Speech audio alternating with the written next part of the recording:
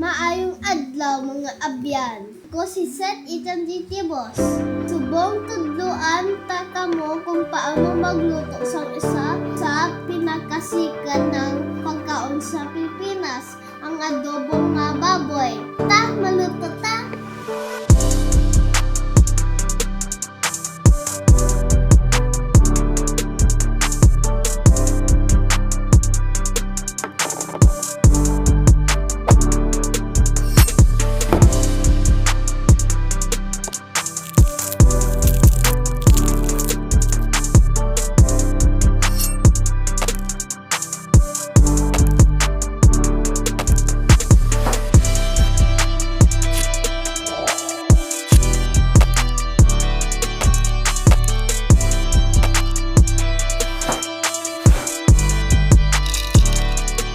Okay, sugudan ta na ang pagluto.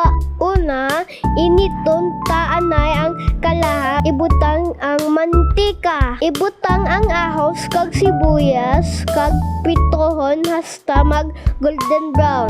Kung brown na ang ahos kag sibuyas, ibutang ang baboy kag pitohan ini hasta magtuhaw ang natural nga mantika sa baboy. Pagkatapos sina, ibutang ang tuyo, langgaw, ibutang ang tubig kag pabukala ini.